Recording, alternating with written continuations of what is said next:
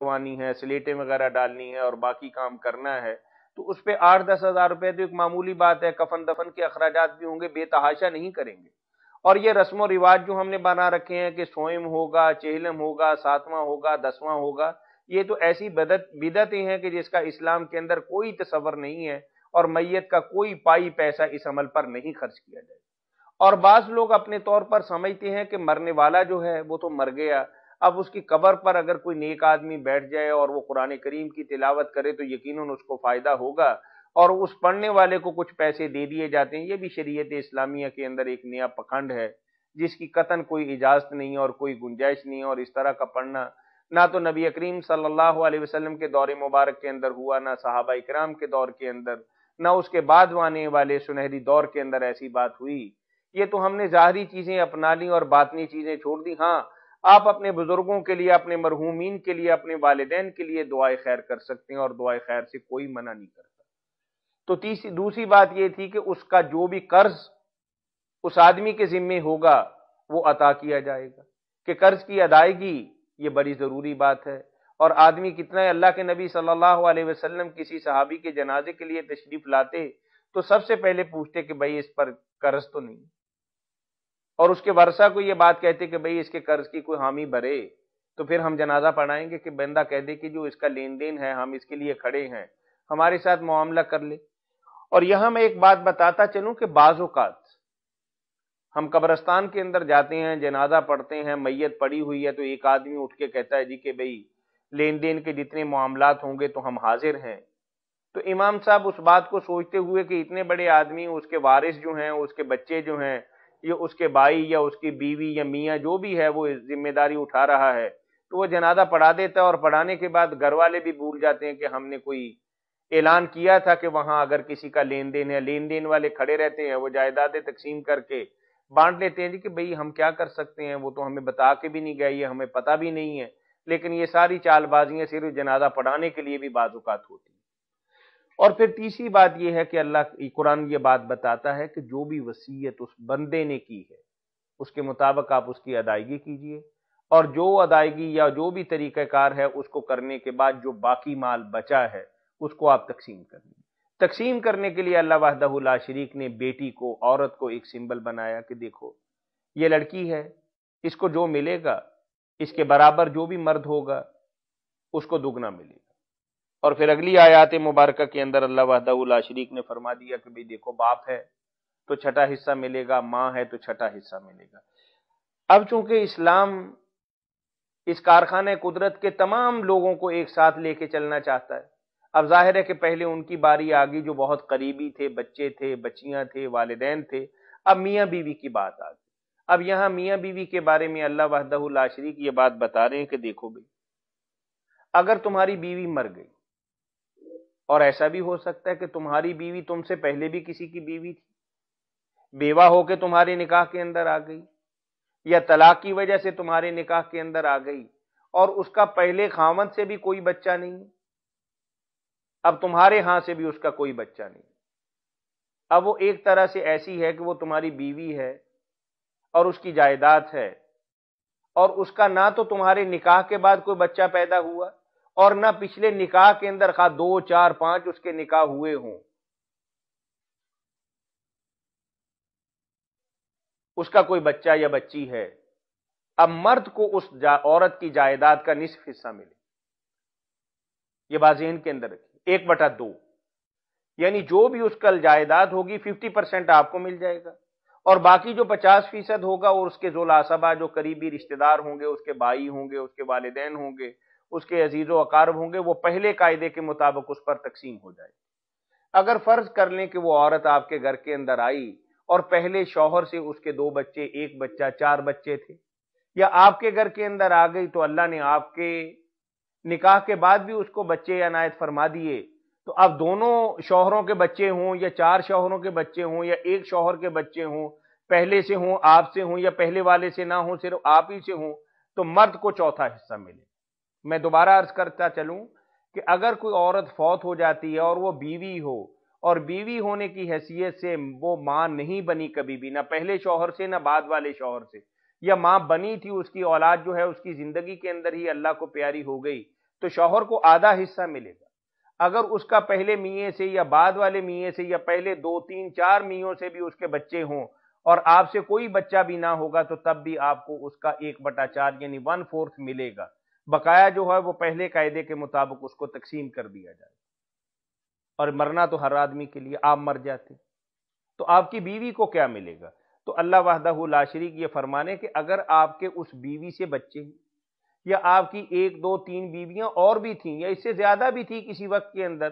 یعنی زیادہ سے زیادہ آدمی ایک وقت کے اندر 4 بیویاں رکھ سکتا ہے، 4 سے زیادہ نہیں رکھ سکتا۔ لیکن ایسا بھی ہو سکتا ہے کہ آپ نے ایک شادی کی، فوت ہو گئی، دوسری تیسری 10 12 بھی ہو سکتی ہیں، میں یہ بات نہیں کرنا چاہتا، تو 10 12 بھی آپ کی بیویاں ہو سکتی ہیں۔ اگر کسی میں سے بھی بچہ ہو گیا اور آپ کا بچہ وہ اس وقت موجود ہے، یا اس بیوی سے جو اب آپ کی بیوی بنی ہوئی ہے، پہلی بیویوں کو آپ طلاق دے چکے یا چھوڑ چکے، یا آپ کی بیویاں ساری اس وقت ہیں 1 2 3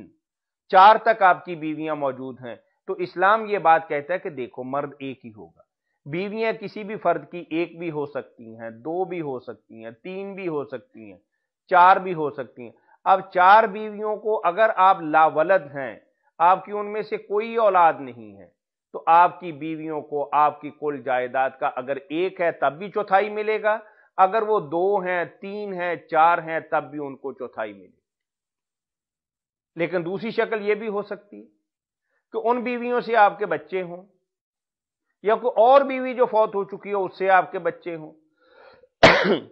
اور آپ اللہ کو پیارے ہو گئے، تو اب اس شکل کے اندر آپ کی 1 بیوی ہو، 2 ہوں، 3 ہوں، 4 ہوں، جتنی آپ کی بیویاں ہوں گی ان کو 1/8، 1 ہو تب بھی 1/8، 2 ہوں گی تب بھی 1/8، 3 ہوں گی تب بھی 1/8، 4 ہوں گی تب بھی 1/8، برابر کے اندر وہ تقسیم کر لیں گی۔ اور بعض اوقات ایک آخری شکل جو ہے وہ اللہ وحدہ لا شریک نے یہ بتائی ہے کہ کوئی مرد اور عورت ایسا مر گیا، نہ تو اس کی اصل ہے نہ اس کی فرع ہے، نہ تو اس کی بیس ہے اور نہ ہی اوپر والی شاخ ہے، یعنی نہ ماں ہے نہ باپ ہے اور نہ بیٹا ہے نہ بیٹی۔ اب اس کی جائیداد کیسے تقسیم ہوگی؟ اللہ نے فرمایا کہ اس کا یہ طریقہ ہے، ترجمے کے ہم بات کریں گے تو اگلی آیات مبارکہ کے اندر بھی اللہ وحدہ لا شریک یہ ہمیں تنبیہ فرما رہے ہیں کہ دیکھیے یہ حقوق میں نے مقرر کیے، یہ کسی نے مقرر نہیں کیے، اور جو آدمی بھی ان حقوق کی پاسداری کرے گا، یقیناً اللہ وحدہ لا شریک کے حکم پر عمل کرے گا تو جنت اس کی متلاشی ہوگی اور جنت کا حقدار ہوگا، اور جو بھی اللہ اور اس کے نبی صلی اللہ علیہ وسلم کے قانون کی اور ضابطے کی اور حکم کی خلاف ورزی کرتا ہے تو جہنم کا ایندھن بنے گا۔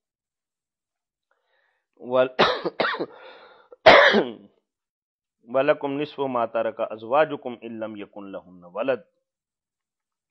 اللہ کہتے ہیں کہ تمہیں آدھا ملے گا تمہاری بیویوں کے ترکے میں سے اگر ان کا کوئی بچہ نہیں ہے۔ فَإِن كَانَ لَهُنَّ وَلَدٌ فَلَكُمُ الرُّبُعُ، اگر ان کا بچہ ہے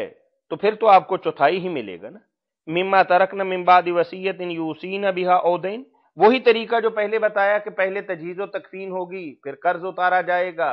اور پھر جو وصیت ہوگی اس کے بعد جو بچے گا اس میں سے اگر اولاد نہیں ہے تو آدھا، اگر اولاد ہے تو 1/4 ملے گا۔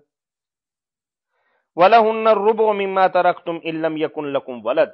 اور بالکل اس کے الٹ بھی ایسی ہے کہ 1/4 ملے گا اگر کوئی بچہ نہیں، اگر بچہ ہے تو 8واں ملے گا من بعد وصیت توصون بہا او دین، یعنی وہی طریقہ کار کہ تجہیز و تکفین کے بعد اور قرض کی ادائیگی کے بعد اور وصیت پر عمل کے بعد جو بھی بچے گا، اور تمہاری جائیداد کا 1/4 ملے گا اگر تم لاولد ہو، اور 8واں حصہ ملے گا اگر تم اولاد والے ہو، اور تمہاری 1 بیوی ہو تب بھی 1/4 ملے گا، اگر 4 بیویاں ہوں تب بھی 1/4 ملے گا، اور اسی طریقے سے 1 بیوی ہو تب بھی 8واں حصہ، اگر 4 یا 2 یا 3 یا 1 ہی بیوی ہے تب بھی 8واں حصہ ملے گا۔ وَإِن كَانَ رَجُلٌ يُورَثُ كَلَالَةً، اگر وہ شخص کے جس کی نہ اصل ہے نہ بیس ہے، نہ فرع ہے نہ شاخ ہے نہ باپ ہے نہ بیٹا ہے، مر جاتا ہے اور اس کی بیوی بھی نہیں، یا مرد ہے یا عورت ہے، وَلَهُنْ أَخٌ أَوْ أُخْتٌ، یا اس کے بہن بھائی ہیں، فَلِكُلِّ وَاحِدٍ مِّنْهُمَ السُّدُسُ، سب کے لیے 6واں حصہ۔ فَإِن كَانُوا أَكْثَرَ مِن ذَلِكَ، اگر وہ 1 سے زیادہ ہیں، فَهُمْ شُرَكَاءُ فِي الثُّلُثِ، تو پھر 2/3 ملے گا۔ من بعد وصیت یوصی بہا او دین، وہی طریقہ کار کے تجہیز و تکفین ہوگی، قرض اتارا جائے گا اور وصیت پر عمل ہوگا، غیر مضار،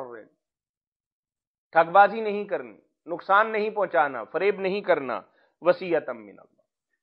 یہ اللہ کا آرڈر ہے، اللہ کا حکم ہے، اللہ نے طے کر دیا۔ واللہ علیم حلیم، اللہ ہر بات کو جانتا ہے، تمہاری ٹھگی کو، تمہاری بے حیائی کو اور بدعنوانی کو اور چکر بازیوں کو اللہ جانتا ہے۔ اور اگر اللہ آج تمہارا منکا نہیں توڑتا، تمہیں سزا نہیں دیتا، زمین کے اندر نہیں دنساتا، تمہارے چہرے کو مسخ نہیں کرتا، اس کی بردباری ہے۔ حلیم، تلک حدود اللہ، یہ اللہ کے طے شدہ احکامات ہیں۔ وَمَن يُطِعِ اللَّهَ وَرَسُولَهُ، اور اللہ کے طے شدہ احکامات پر جو بھی بندہ عمل کرتا ہے، يُدْخِلْهُ جَنَّاتٍ تَجْرِي مِن تَحْتِهَا الْأَنْهَارُ، جنتیں اس کی منتظر ہوں گی، بہشتوں کے اندر وہ جائے گا، اللہ کی باغات کے اندر وہ رہے گا، خالدین فیہا، 2-4 دن کی مہمان نوازی نہیں، سدا کا مہمان ہے، اللہ کے گھر کے اندر رہے گا۔ وَذَلِكَ الْفَوْزُ الْعَظِيمُ، جنت کے اندر جانا اور ہمیشہ کے لیے رہنا، اس سے بڑی کامیابی کا کوئی تصور دنیا کے اندر کوئی انسان نہیں کر سکتا۔ اب آخری آیت مبارکہ، وَمَن يَعْصِ اللَّهَ وَرَسُولَهُ، اللہ نے تو بتا دیا کہ بیٹے کو یہ ملے گا، اللہ نے بتا دیا کہ بیٹی کو یہ ملے گا، اللہ نے بتا دیا کہ ماں کا یہ حصہ ہے، اللہ نے بتا دیا کہ باپ کا یہ حصہ ہے، اللہ نے وعدے کر دیا کہ بیوی کو یہ ملے گا، شوہر کو یہ ملے گا، ایک بیوی ہوگی تو یہ ملے گا، زیادہ بیویاں ہوں گی تو یہ ملے گا، اور اللہ نے بتا دیا کہ اگر کوئی مرد یا عورت جس کی نہ اصل ہو نہ فرع ہو، اگر وہ مر جاتا ہے تو اس کی جائیداد کو کس طریقے سے تقسیم کرنا ہے۔ ان سب کے باوجود بھی اگر کوئی آدمی اللہ کے احکامات کو رونتا ہے، پامال کرتا ہے، بہنوں کا حق مارتا ہے، بیٹیوں کو محروم رکھتا ہے، والدین کا حق نہیں دیتا، یا چھوٹے بہن بھائی ہیں جلد بازی سے اپنے نام پہ کروا لیتا ہے، یا بہنیں دور بیٹھی ہیں چکر بازی سے کہ مر گئیں یا 2 ہی وارث ہیں، کوئی طریقہ ایسا اختیار کر لیتا ہے، تو اللہ فرماتے ہیں وَمَن يَعْصِ اللَّهَ وَرَسُولَهُ، جو اللہ اور اس کے رسول کی نافرمانی کرتا ہے، وَيَتَعَدَّ حَدُودَهُ، اور اس کی حدود سے تجاوز کرتا ہے، حدود کو پامال کرتا ہے، احکامات کو ٹھکراتا ہے، يُدْخِلْهُ نَارًا، جہنمی ہے، دوزخ کے اندر جائے گا، خالدن فیہا، رہے گا اس میں، تڑپتا رہے گا، بلکتا رہے گا، سزا بھگتتا رہے گا، سلاخوں سے پٹتا رہے گا۔ وَلَهُ عَذَابٌ مُهِينٌ، وہاں اللہ نے بتایا تھا کہ یہ بہت بڑی کامیابی، یہاں اللہ بتا رہے ہیں کہ جو جہنم کے اندر چلا گیا، اس سے ناکامی اور نامرادی اور اس سے بڑی سزا اور کیا ہو سکتی ہے۔ تو دعا کرنی چاہیے کہ اللہ تعالی ہمیں حدود اللہ کا پاس کرنے کی توفیق عنایت فرمائے۔ وآخر دعوانا ان الحمد للہ رب العالمین۔